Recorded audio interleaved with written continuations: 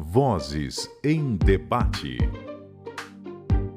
Olá, seja bem-vindo ao Vozes em Debate. Eu sou a Isabela Medeiros e vou mediar o debate nessa edição do Vozes, que é sobre erros médicos. Bom, hoje a gente tem uma configuração um pouquinho diferente. Temos 3 convidados aqui no estúdio. Ao meu lado, o Dr. Silvio Eduardo Valente, ele que é graduado em Medicina e também em Direito pela Universidade de São Paulo, ex-presidente da Comissão de Direito Médico da OAB de São Paulo. Hoje é mestre e doutor em Direito Penal, Medicina Forense e Criminologia pela USP. Obrigada por aceitar o nosso convite, doutor. Eu que agradeço, Isabela. Aqui ao meu lado, o doutor Alexandre Gilbran, ele que é advogado especializado em Direito Médico e da Saúde. Seja muito bem-vindo. Obrigado, é um prazer estar aqui. E aqui na minha frente, a minha xará, doutora Isabela Maria de Moraes Cury, formada em Medicina pela Universidade Federal de São Paulo. Hoje ela é superintendente da Delegacia do Conselho Regional de Medicina do Estado de São Paulo. Obrigada pela sua presença. Obrigada a você. Lembrando que você que está acompanhando o Voz em Debate pode mandar a sua dúvida pela nossa transmissão aqui no Twitter, nos comentários, pode marcar aqui a Rádio CBN ou então enviar um e-mail para o vozes@cbn.com.br.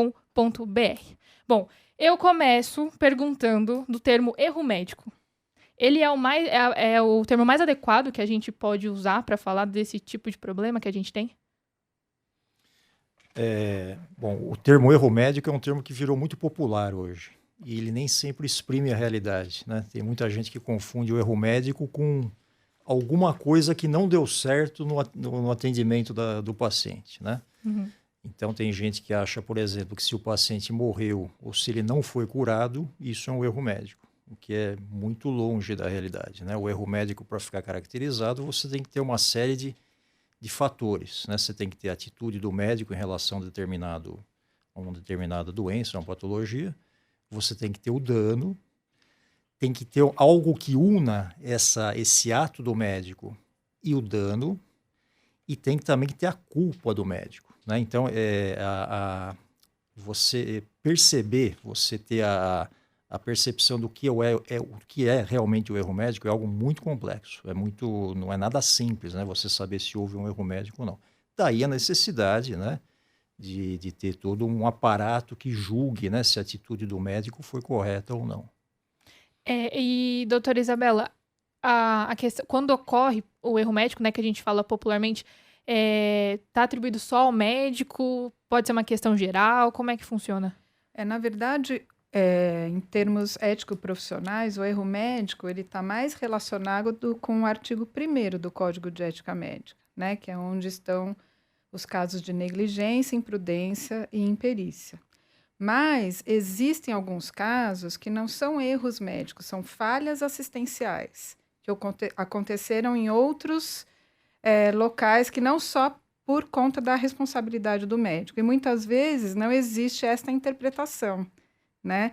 Então, quando o caso chega no CRM, a gente vai tentar saber se foi alguma imprudência, negligência ou imperícia do profissional médico ou se teve alguma falha assistencial, como, por exemplo, numa transferência, num atendimento pela enfermagem, por outros motivos. Outras partes que envolvem o ambiente médico. O atendimento médico. Entendi. Doutor Alexandre, dos clientes que o senhor recebe que se queixam de um erro médico, ou então, o senhor também atendeu médicos, né? Também. Como o senhor faz esse crivo do que pode ou não gerar algum fruto na justiça? Então, na realidade, até voltando ao que o doutor comentou, é importante sempre a gente ter em mente que não são todos os atendimentos que não tenham o resultado esperado que sejam um erro médico. A medicina, ela é uma atividade de meio, não de fim. Não é possível, o médico, por exemplo, ele não tem poderes divinos para curar e salvar todas as pessoas, né? Então, o que tem que ser feito para verificar a viabilidade de eventual ação ou mesmo requerimento para instauração de uma sindicância, esses estão os elementos, principalmente o nexo de causalidade, que é a relação da ação ou omissão do médico com o fato que foi o resultado, né? Também tem que ser apurado se, além do próprio médico, houve na instituição hospitalar algo que foi feito ou deixou de ser feito que também acresceu, né, para esse resultado que não era o esperado ou que não teria sido alcançado em caso de um atendimento bem prestado. Sempre lembrando que existe uma diferença na responsabilização do médico ou do hospital. A do médico é subjetiva, ela prescinde da comprovação de culpa dele. A do hospital é objetiva, apesar de as duas relações terem vínculo com o Código de Defesa do Consumidor, serem relações de consumo. Então, o próprio legislador já entendeu por bem fazer essa diferenciação. Né? Durante a nossa produção aqui do episódio, a gente percebeu que erro médico é uma questão muito subjetiva, como o senhor comentou. Qual é o principal problema que o senhor encontra quando tem um cliente e precisa vai levar o caso para a justiça para comprovar, para que de fato tenha algum resultado?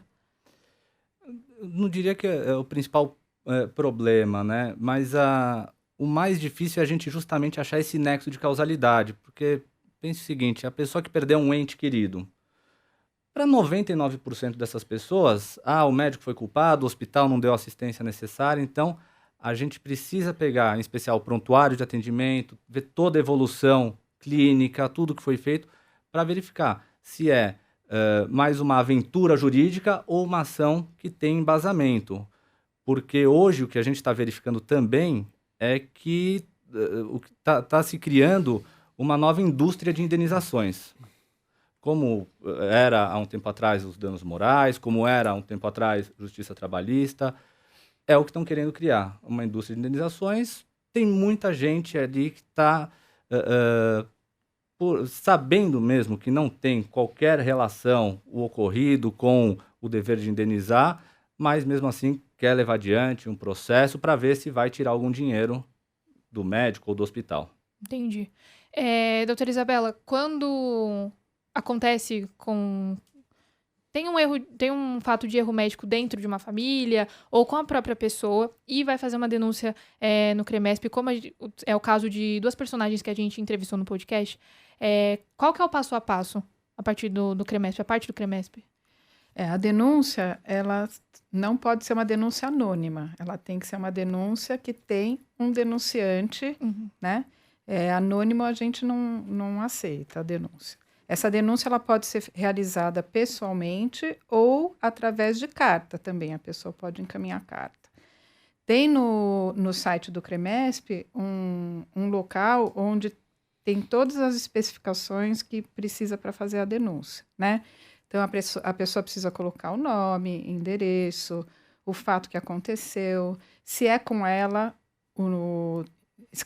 descrever o que aconteceu, se foi com outra pessoa, descrever o que aconteceu com essa outra pessoa, colocar também, se ela tiver os dados dos médicos reclamados, né, que ela quer que sejam indicados.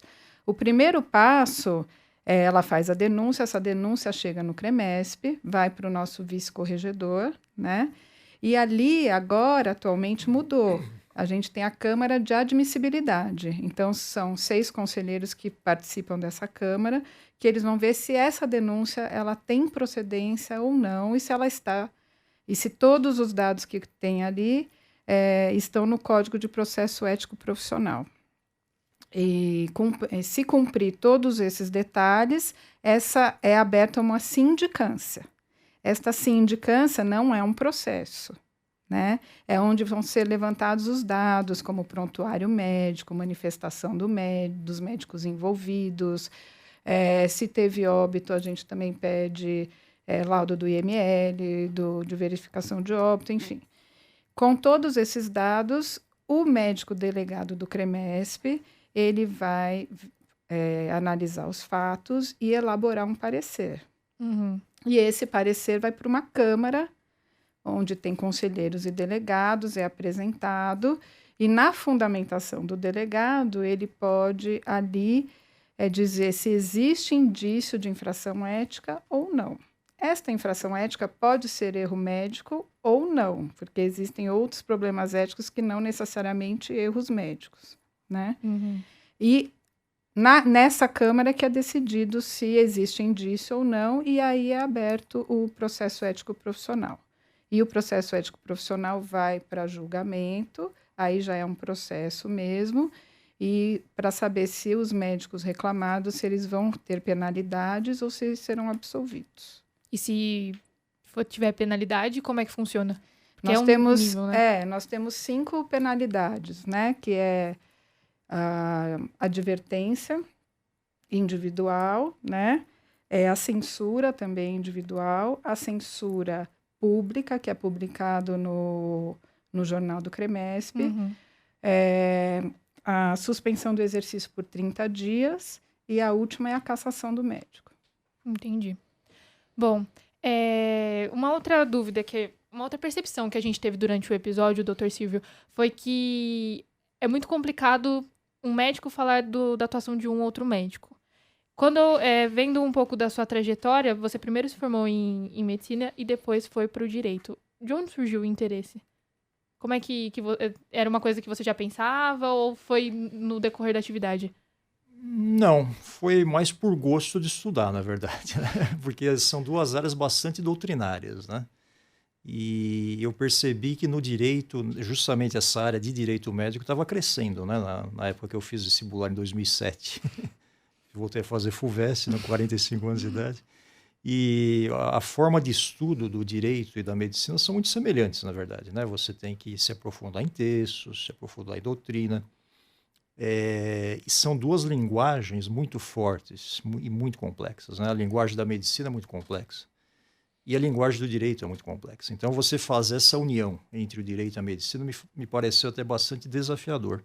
Uhum. E tanto é que eu levei isso até como meu norte acadêmico mesmo, né? Meu objetivo acadêmico, eu estou muito feliz nessa área, né? Acho uma área bastante interessante. Essa complexidade, para quem está de fora, fica um pouco difícil de destrinchar, né? Então, para a pessoa leiga, às vezes isso que a gente acabou de comentar aqui, né? Uhum. Essa união entre a norma e a situação do fato mesmo, né? Da coisa que deu errado na saúde, de como que aquela norma, tanto a norma ética, né? Que a doutora Isabela está referindo como é que funciona, e a norma civil ou penal, né? Que seria a indenização ou sanções até penais, né? A gente tem isso também, infelizmente, na medicina. Tudo isso é muito complexo, né? Então demanda bastante estudo e bastante dedicação. O senhor já sofreu algum tipo de, não diria preconceito, mas algum tipo de resistência por ter optado por esses 2 caminhos? Eu pergunto isso porque nós conversamos com a Associação Brasileira de Apoio às Vítimas de Erro Médico e todos os médicos que são voluntários também trabalham no anonimato. Justamente por não querer interferir no trabalho de um outro médico, justamente para não ter essa questão do julgamento da avaliação da medicina. Nunca aconteceu isso? De forma nenhuma. Eu acho que até fui bastante elogiado, né, por encarar esse tipo de estudo. Eu acho que você está perguntando a questão do corporativismo, na verdade, sim, né? Sim. Se existe essa visão ainda corporativista de um médico defender o outro em face de uma alegação de erro médico. Eu acho que hoje não tem mais. Eu acho que se existir isso está muito pequeno em relação ao que ocorre, né, na situação de julgar um médico. Porque eu acho que os nossos CRMs, eles têm, e os CRMs, eu digo, os conselhos regionais e o próprio Conselho Federal, está muito atento em relação às demandas da sociedade, né? E a sociedade exige uma isenção de julgamento, né? Talvez no passado tenha sido diferente, né? Hoje não. Hoje existe até uma formação melhor dos julgadores, né? A gente percebe isso nos conselhos, né? Nos conselhos. Os conselheiros têm uma formação já direcionada para esses julgamentos éticos, né? Até porque esse aprendizado vem do próprio volume de processos, né? O volume é enorme hoje. Se a gente for ver de 10 anos para cá, por exemplo, os processos que chegam até o STJ, né, tem se avolumado. Então, existe todo um percurso em termos de aprendizado, de julgamento desses processos. De forma que o resultado disso é uma apuração na qualidade dos julgamentos.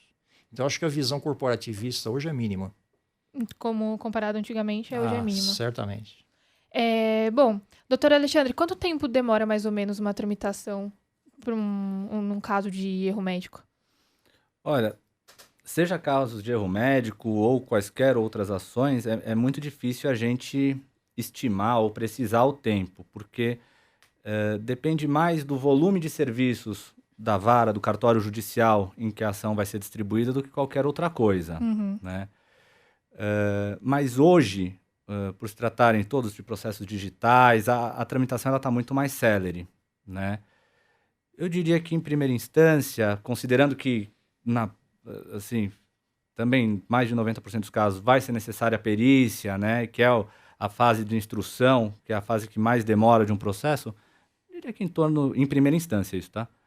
1 ano até 2 no máximo, Uhum. é o que tem levado. Aí, recursos, o processo vai acabar demorando um pouquinho mais. Tá. O senhor consegue enxergar que tipo de ferramenta a gente poderia ter na justiça para acelerar um pouco essa questão dos processos? Olha, na verdade, para acelerar os processos, difícil dizer, porque o volume hoje é muito grande mesmo. Tanto que só para exemplificar, o novo Código de Processo Civil estabelece que a ação proposta precisa ser feita uma audiência de conciliação. Para se ter ideia, essas audiências sequer são realizadas porque não tem estrutura para isso. Então, para maior celeridade, para melhorar a tramitação, é aumentar a estrutura, mas que eu acho que, até pelo atual momento econômico que a gente vive, é inviável. Então, Uhum. cabe ao advogado fazer um acompanhamento ali no fórum, corpo a corpo, para tentar fazer o seu processo andar um pouquinho mais rápido, sempre que houver necessidade. Bom, agora uma pergunta para todos. Os senhores acham que a qualidade da saúde aqui no Brasil interfere nessa questão do erro médico, também desses eventos adversos que a gente tem falado bastante? Muito, muito. Eu Como? acho que um dos grandes fatores que levam a esse aumento do número de processos é a qualidade de saúde. Uhum. E quando a gente fala em qualidade de saúde, a gente fala de muita coisa, na verdade, né? A gente fala da estrutura de saúde, que já foi comentado aqui. Então, o médico não trabalha sozinho. O médico trabalha sempre em equipe, né? Ele pode estar num posto de saúde na região ribeirinha da Amazônia. Ele vai ter um profissional de enfermagem, um técnico de enfermagem, um auxiliar, enfim.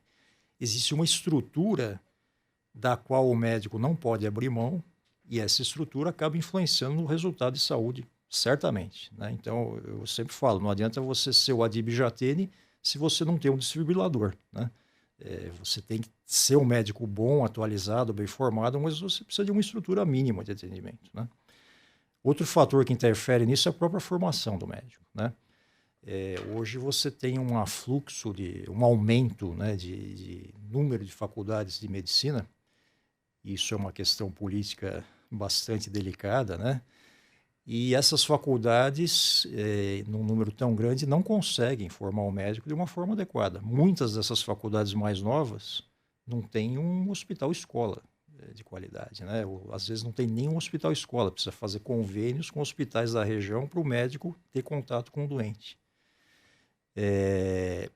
Então, essa estrutura e essa formação tem uma resultante direta nessa questão do aumento de processo, não tem a menor dúvida disso. E para a senhora? Eu acho que a gente observa mais na medicina pública, né? Nos hospitais públicos. Eu acho que eles têm os recursos realmente hoje muito pequenos para atender a população do jeito que teria que ser, né? Eu acho que cabe ao médico também que acha que não tem a estrutura adequada para atender, se manifestar e falar que ele não tem a estrutura adequada, que não está conseguindo atender ali do jeito que deveria, né? Uhum. Na medicina privada, menos, porque os recursos estão à disposição, né? Entendi. O doutor tem alguma... Percebe que os seus clientes, eles vêm mais do sistema público ou do particular? Olha, na realidade, vem um pouco mais do sistema público, mas não que isso exima completamente o particular. Eu acho realmente que a questão da estrutura é fundamental. É óbvio que quanto menor a estrutura, maior a chance de efetivamente ter um erro e futuramente culminar com o processo. Mas, não sei, até por se tratar de um escritório particular, o meu pode ser que tenha essa divisão. teria que dar uma olhada, de repente, na Defensoria Pública, que aí sim Uhum. a gente vai ter esse número da questão de erro médico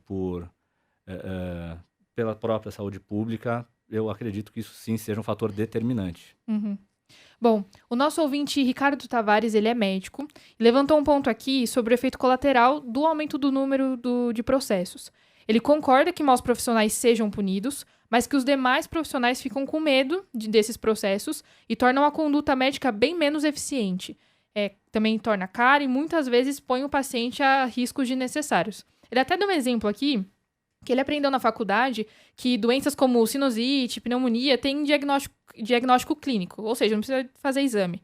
Mas que ele já ouviu várias vezes de colegas dizendo que vou pedir um raio-x só para deixar registrado aqui o que de fato está acontecendo. Existe essa preocupação na classe médica? O colega doutor Ricardo colocou uma questão bastante interessante para a gente tocar no ponto da medicina defensiva, né? A medicina defensiva é aquela, e hoje a gente vai em congressos, seja de que especialidade for, sempre tem uma mesa lá de direito médico, né, de medicina, como você fazer o chamado compliance, né, um termo meio na moda aí no direito, como você fazer a sua adequação em relação a normas para que você, médico, não sofra processos. Então vamos chamar isso de compliance médico, né? O médico acaba tendo uma atuação até exagerada. Porque se antes exatamente essa questão, se ele fazia um diagnóstico clínico, ele hoje pede mais exames. Por quê? Há um risco mínimo de que um exame, mesmo sendo caro, poder levar a uma evidência de algo que pode futuramente reverter num processo para o médico ou de um mau resultado para o paciente. Isso é bom ou ruim? Olha, se a gente for ver em termos assim de você tentar chegar à perfeição no diagnóstico, talvez seja até bom. Agora, é muito ruim se você for ver todo o custo que isso envolve, né? Essa medicina defensiva, que vem muito da medicina norte-americana, né? Que é basicamente calcada em processos médicos. Hoje o médico nos Estados Unidos não trabalha se não tiver um seguro, por exemplo, de responsabilidade civil, né? Isso acaba encarecendo a medicina. E ao encarecer a medicina, tanto em nível público quanto privado, você acaba levando a um outro tipo de distorção, né? Que é o que a gente está vivenciando hoje. Você não consegue oferecer uma medicina de qualidade. Então, se por um lado você tem estruturas de saúde de excelência, principalmente a nível privado, mas também a nível público, em hospitais de escola, por exemplo, né? Você tem o outro lado da história que você não poder oferecer, por exemplo, Papa Nicolau e mamografia para toda a população, né? Então veja que essa medicina defensiva leva a uma distorção. Ela acaba encarecendo e acaba criando uma situação ruim em relação à saúde em geral. Principalmente quando fala da saúde pública, né? Porque Principalmente em relação à saúde pública, que a gente tem uma evidente falta de recursos, né? Como a senhora avalia? Então, eu gostaria de falar para o Ricardo que eu acho que hoje em dia a gente também tem que pensar em coisas como o fortalecimento da relação médico-paciente, da comunicação. Eu acho que isso falta um pouco. A gente precisa explicar para o paciente o que você está fazendo, por que você está fazendo. Se você vai pedir um exame, por que você está pedindo? Se você não vai pedir, por que você não está pedindo? Eu acho que o esclarecimento ele precisa ser realizado. A comunicação tem que ser fortalecida entre o médico e o paciente, né? Eu acho que a maioria dos desentendimentos dos processos vem quando essa relação se quebra por algum motivo. Então, o médico tem que pensar muito sobre a relação médico-paciente e fortalecer isso, né? E a outra coisa que eu gostaria de falar para ele é que a importância do prontuário médico. O prontuário médico ele é essencial. Se você vai pedir o exame ou não vai pedir, se o seu exame clínico é o suficiente, descreva isso no prontuário médico. Por que a sua conduta é aquela? Né? Eu acho que o prontuário é o grande instrumento de proteção do médico assistente. E, como a senhora disse, falar isso para o paciente também, né? Do porquê que estou tendo essa conduta. Exatamente, tem que explicar. Essa relação médico-paciente tem que ser fortalecida. Entendi. E como que o senhor avalia essa questão? Eu acho que essa explicação é brilhante, porque ao mesmo tempo que o prontuário pode servir como o principal documento para o autor de uma ação, para o paciente, ele é o principal documento de defesa. E o que a gente vê, muitas vezes, são prontuários, não diria só omissos, mas sem toda a informação necessária. Então, por exemplo, pediu o exame, não anote somente, solicitei a ressonância. Por que está sendo solicitada? Quanto maior o detalhamento, quanto mais informações, mais respaldado e mais resguardado vai estar o médico, né? Mesmo quando não é solicitado o exame. Por que deixei de adotar essa conduta? Informa. E sempre que possível também, tenha, principalmente para atendimentos em consultório, quando vai ser feito algum procedimento, termos de consentimento, termos de responsabilidade, até porque, apesar da relação médico-paciente ser importantíssima, em eventuação o juiz não sabe o que aconteceu nessa relação. E o que a gente não consegue comprovar, fica complicado depois de defender. Então, sempre colocar no papel, seja no prontuário, seja num contrato, seja num termo, sempre tenha esse respaldo para poder ter matéria, eventualmente, em uma ação que seja movida. Entendi. Bom, vocês comentaram aqui, principalmente a doutora Isabela comentou disso, né, dessa comunicação com o paciente. Tem mais alguma atitude, mais algum hábito que os médicos poderiam adotar para melhorar um pouquinho essa questão de erro médico, até de uma relação distante entre médico e paciente? Eu acho que é na comunicação mesmo que tem esse problema, né?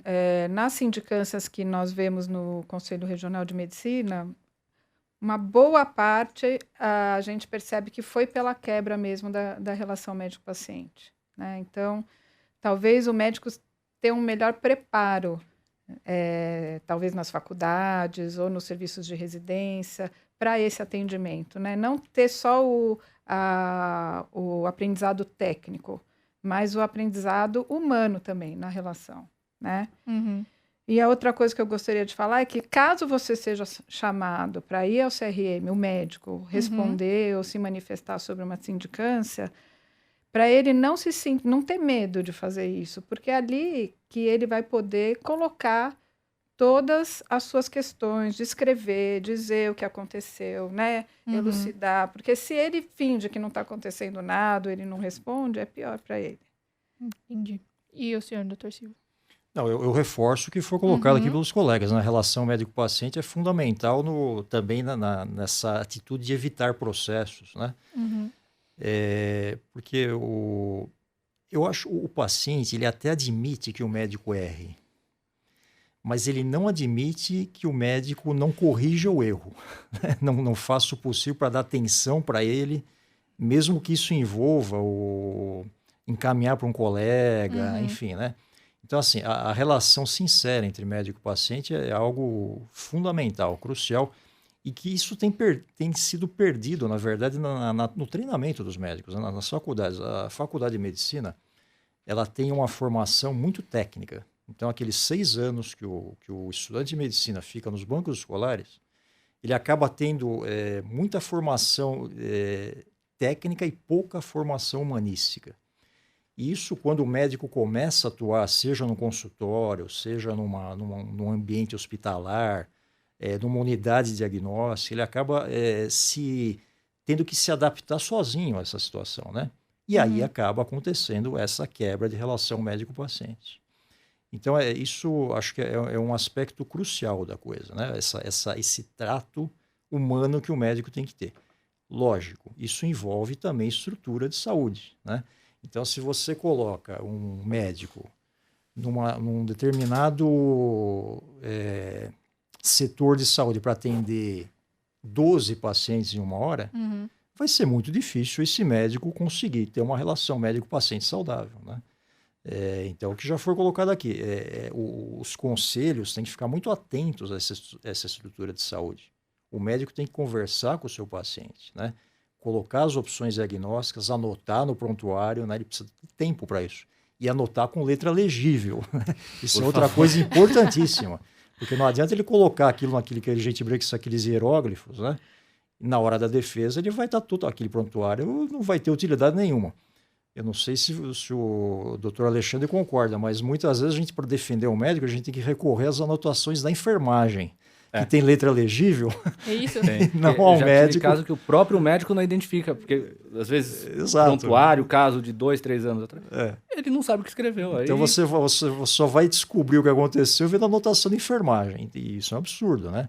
Então, talvez informatizar também seja um passo além, né? Informatizar todo o prontuário médico seja um passo de melhorar a legibilidade da coisa, né? Para que, se houver algum litígio, né? Haja informação suficiente para o julgador, seja o julgador ético no conselho, nos conselhos, seja o julgador civil, que é o juiz togado, conseguir saber realmente o que aconteceu. Bom, tem um outro ouvinte aqui, o Anderson Marcelino. Ele nos mandou uma pergunta sobre a relação entre o médico e o enfermeiro. Ele disse que, na visão dele, existem situações em que os enfermeiros tentam avisar o médico sobre algum procedimento ou diagnóstico errado, mas eles acabam sendo ignorados, até por um empoderamento da classe, nas palavras dele.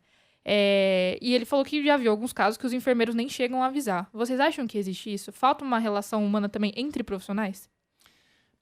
Olha, eu acho que essa visão de o médico ser o senhor da saúde do paciente começou a cair por terra, na verdade, com o Código do Consumidor, né? O Código do Consumidor foi um grande divisor de águas entre esse que ele chamou de empoderamento, né, do médico. Hoje, a relação médico-paciente tem que ser muito mais horizontalizada. Então, hoje, o paciente ele acaba pesquisando, né, ele coloca questões específicas numa consulta médica e o médico tem que ter a humildade de informar de igual para igual o que está acontecendo. Eu acho que essa horizontalização também tem que envolver os paramédicos, né? Então, aí inclui a enfermagem, os psicólogos que possam estar envolvidos no tratamento global daquele paciente, fisioterapeutas, enfim, e farmacêuticos, né? Toda essa estrutura que, como eu já citei aqui, é uma estrutura de equipe, ela tem que ser uma relação mais horizontalizada. Claro, o médico, na verdade, muitas vezes ele pode ter que bater o martelo, né?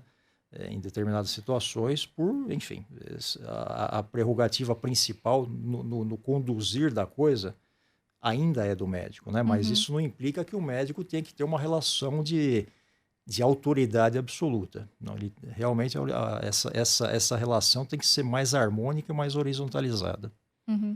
Como a senhora avalia, doutora Isabel? Eu concordo. Eu acho que o médico tem que trabalhar em conjunto com todos os outros profissionais que estão ali com ele. Se não acontecer dessa forma, não funciona. Não tem como, né? Não tem como. Bom, a gente estava aqui falando de prontuário, de defesas do médico e afins, mas vamos supor que eu, paciente, sofri, fiquei em dúvida se aquilo foi um erro médico ou não, o que aconteceu comigo. Quais tipos de atitudes e quais tipos de documento eu preciso ter para dar um andamento na justiça? Olha, inicialmente o prontuário médico, porque a gente não tem como iniciar um processo sem ter o mínimo de informações para trazer em juízo, né? Atrelado a isso, laudos de exames, relatórios, a documentação necessária são todos os documentos, né, que levem a gente a comprovar o nexo existente entre a conduta que teve com o fato lesivo ao final, né? Porque nós vamos ter que comprovar que a conduta ou omissão do médico levou aquele resultado para depois chegarmos em qual é o prejuízo que ela sofreu em decorrência desse resultado. Morreu, perdeu, teve o tratamento agravado, por exemplo, não teve um diagnóstico oncológico 6 meses atrás, foi ter agora, onde já poderia ter iniciado seu tratamento. Então é aí que nós vamos ver a extensão do dano.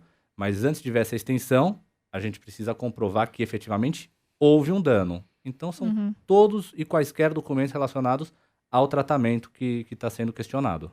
Entendi. Por exemplo, eu busco o senhor para que o senhor faça essa parte, né, na justiça e eu só tenho prontuário. Mas narro ali uma situação que pode ser considerada erro médico. Vale continuar? Vale ter uma perícia ali maior? Já teve casos de ter uma documentação e não ser suficiente? Olha, o que eu faria em orientação ao meu cliente? Primeiro, procuraria uma segunda opinião com esse prontuário, antes mesmo do advogado, porque eu só atuo nessa área de direito da saúde, mas eu não sou médico. Uhum. Vai conversar com o médico. Eu acho que nessas conversas informais entra até um pouco de corporativismo. Difícil um médico querer, pelo menos laudar, nenhum médico vai laudar contra o outro. Mas o médico apontou, existe um erro aqui, aí eu procuraria o CRM, porque ali não vai haver esse corporativismo, porque eles estão ali para julgar, não para dar palpite na conduta do médico alheio. Uhum. Concomitantemente ou após a sindicância, o parecer da sindicância, eu proporia ação, entendeu? Uhum. E se eu estou em dúvida, não sei se é um erro, se não é, até porque na maioria das vezes, se eu mesmo estou em dúvida, Entendi. já é um prenúncio aí de que não teve erro. A gente escutou isso até dos responsáveis pela Bravem, que quando as vítimas chegam achando que sofreram erro médico, algo do tipo, se eles estão em dúvida, nem eles tocam um processo para frente para que não tenha, de fato, o que o senhor começou dizendo nessa entrevista, para que não tenha um acúmulo de ações que não necessariamente envolvam um erro médico, e sim mais uma questão de tentativa na justiça. Às vezes a pessoa que está desconsolada ou que quer um dinheiro fácil, porque também existe essa ideia de que todo médico é milionário, então vamos tirar um dinheirinho. Isso que precisa ser, como é que eu posso dizer? Esse entendimento que a gente precisa quebrar, não é assim que funciona. Se você teve um ato lesivo contra si, sim, você tem direito à reparação, mas não é toda e qualquer conduta médica que não alcançou o resultado pretendido que leva a esse direito. O senhor escuta muito isso, de pessoas achando que foi, na verdade... Olha, se eu contar aqui cada caso que eu escuto, até homem que recebeu o diagnóstico que estava grávido e queria processar o laboratório. Entendi. Bom, a gente, durante as pesquisas, a gente reparou que é um tema muito específico. Você tem que ser médico e tem que ter passado por tem que ser paciente, ter passado por uma situação para achar que teve ou não um erro médico ali. É um problema que envolve só a classe médica? O erro médico no Brasil envolve só a classe médica? Não, envolve a estrutura, né? Envolve a estrutura, envolve desde do planejamento de saúde, né? Envolve, por exemplo, políticas de saúde. É isso que você quer? Sim, saber? e assim, um cidadão comum, como ele pode ajudar nessa problemática que é nacional, que é do país todo e que está aí com números alarmantes? Eu acho que naturalmente a sociedade está mais atenta hoje, né? A sociedade está mais bem informada, né? Hoje você tem acesso muito fácil, né? Você quer pesquisar uma doença X sendo leigo, você pode ir lá, né? Que a gente brinca do Dr. Google, né? Você pode fazer uma pesquisa, enfim. Pode ouvir outros profissionais, pedir segunda ou terceira opinião para outros colegas, enfim, né? Então, por um lado, a sociedade está muito mais bem informada. O acesso à internet é muito assim, difundido, né, no nosso país.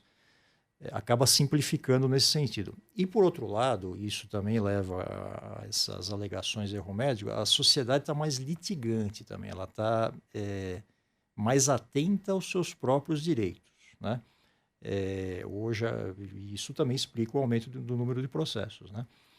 Se você tem uma sociedade que tá mais tá brigando mais pelos seus direitos, você naturalmente vai ter mais processos. Agora, como já foi colocado aqui, nem sempre esses processos são justos, né? Então aí você acaba incorrendo no outro extremo, que é um excesso de litígios para uma situação que não deveria ter tanto assim, né? Então veja, a complexidade da coisa envolve isso também, né? Você tem uma estrutura falha, e um excesso de, talvez, brigas, às vezes, desnecessárias, né? Isso influencia bastante nesse caso. Uhum. E a doutora Isabela, como você avalia como um cidadão comum pode ajudar na problemática de erro médico no Brasil? Eu acho que o cidadão comum ele precisa ter ciência do que está acontecendo na saúde, né? Eu acho que é educação mesmo, né? Saber se ele está em alguma situação de risco ou não. Uhum. Ele pode consultar os conselhos regionais, se ele tem dúvida se alguma coisa que estão fazendo com ele se procede ou se não procede, né? E isso ele pode consultar sempre. Da mesma forma que o médico também pode consultar, se ele pode fazer alguma coisa ou não. Os conselhos estão aí para ajudar nessa questão. Então tá bom. É isso. Muito obrigada pela disponibilidade, pelo tempo e pela energia de vocês. Eu conversei com o Dr. Silvio Eduardo Valente, que é graduado em Medicina e também em Direito pela Universidade de São Paulo, ex-presidente da Comissão de Direito Médico da OAB de São Paulo. Hoje ele é mestre e doutor em Direito Penal, Medicina Forense e Criminologia pela USP. Obrigada por ter participado aqui com a gente. Eu que agradeço.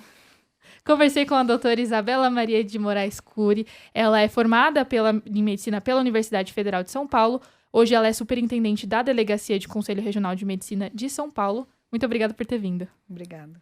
E também conversei com o doutor Alexandre Gilbran, ele que é especializado em Direito Médico e de Saúde. Muito obrigada por aceitar o convite. Eu que agradeço. Bom, o Voz em Debate fica por aqui. Você pode acompanhar toda essa conversa aqui no dia 1º, no nosso feed de episódios lá no site da CBN. Até a próxima. Vozes em Debate.